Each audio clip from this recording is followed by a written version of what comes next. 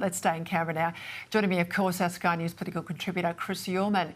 We'll get to a whole lot of other issues, but I've got to start with something you and I go back to over and over again, but it is really ramping up internally in terms of the political temperature inside the coalition. Chris, that's, of course, net zero.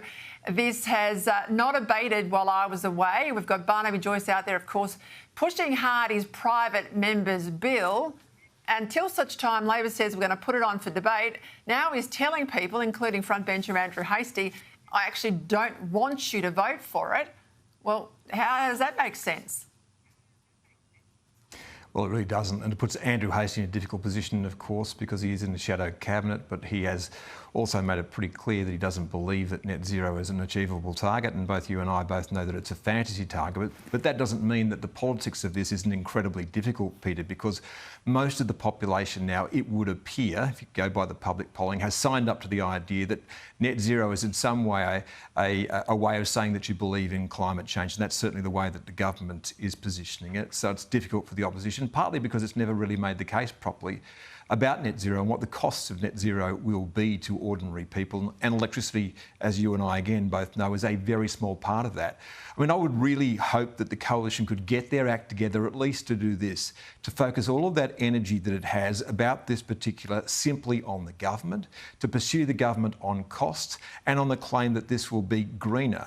The claim's always been it will be greener and it will be cheaper.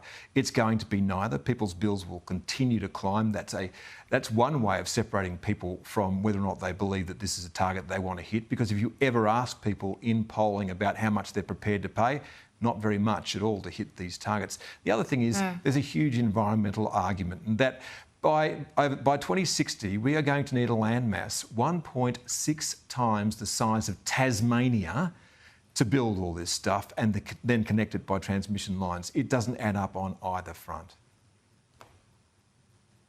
What's interesting is the coalition has got obviously a raft of reviews underway, and I think they think they've got the luxury of a couple of years to work out their position and then run it into the next election.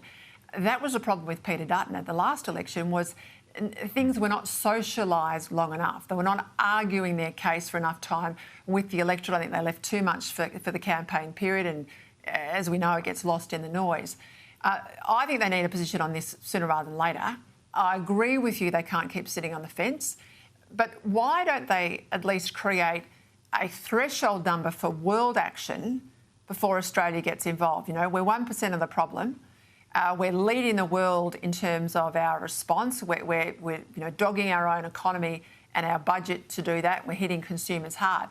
Why don't we have a position that says and avoids the fight about is climate change real or not, because that's where the left want the coalition to go. But they have a position that says unless 60% of the world or 70% of the world or X number of the big emitters are committed and are showing action, we're not going to buy into it. Why don't we have a sensible position like that?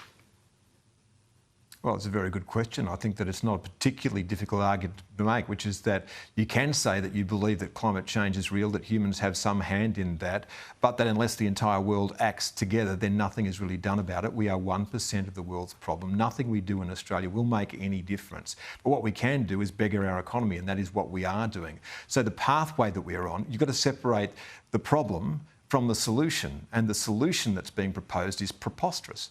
It will cost a fortune, it will beggar Australia, and it won't solve the problem.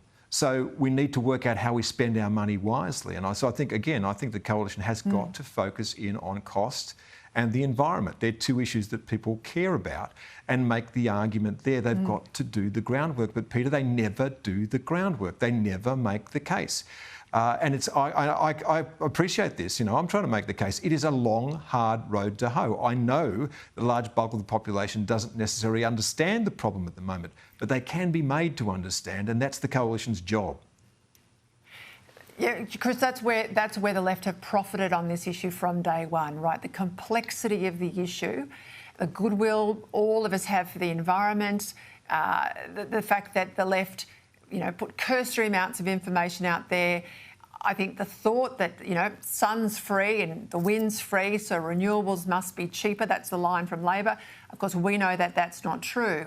And unless you've got someone with a cut-through of a Tony Abbott who can take a complex issue, distill it and make it simple, as he did all those years ago and cut through on this issue. If you run it as a global argument of chest beating at the UN and all that stuff, you're going to lose. If you make it an economic argument, I think right now you're right, talking about our pristine national parks, our farmland, our beautiful oceans, they're also being degraded now, and that's very apparent for people. I think that's how you win the fight. And you have a threshold. I think you've got to require a threshold of world action before we start junking our prosperity and chasing this pipe dream. Yeah, look, Peter, I don't think that the government has much to fear from the coalition at the moment, not the way that they're running the argument, but I do think that they have something to fear from Bob Brown in Tasmania, because he's running a campaign down there on environmental grounds against wind turbines. And if that spreads outside of Tasmania, which it well could, to the broader community, because someone like Bob Brown has the green credentials to be able to push that argument, to be able to say that we are not saving the environment. In fact, what we are doing, and the line that I would use, is that we are destroying the environment on the grounds that we're going to save the planet, and we're not doing either of those things. So I think there's plenty of ground on which the coalition can fight. It just needs to find the form of words and the energy to pursue something together. You and I both know you lose 100% of the fights you're not in, and that's where the coalition is right now. Hey, give me your take on those rallies yesterday.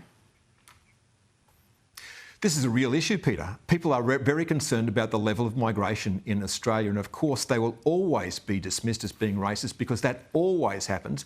And I can take you back to the 1980s when people were talking about migration, and Geoffrey Blaney brought out a book called All for Australia, where he pointed out the reasonable fact that the people who make policy about migration do not live in the frontline cities where it lands, and that is still the same case in Australia now.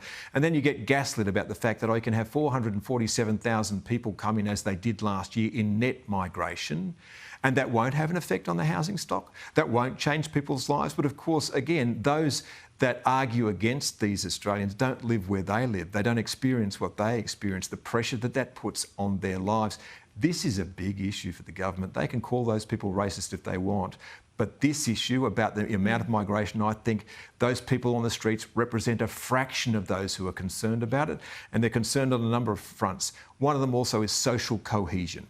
People are worried about the kind of country that we are building. Now, I believe that all people should come from everywhere to Australia, but they have to sign up to some certain foundational beliefs, and I'm not sure that the public is convinced that they do that at the moment. So there are a lot of issues on the street there, and of course there will always be extremists. But I didn't see, by the way, Peter, that when extremists joined the Palestinian marches across the bridge, that much was made of that. So I think that two different standards are being applied, but in the end, this is an issue the government will not be able to run away from.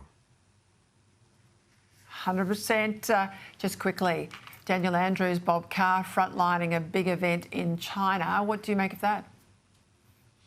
Are you surprised, Peter? I would be surprised if Bob Carr wasn't going. No, I'm not surprised. I wouldn't be surprised if Dan Andrews does go.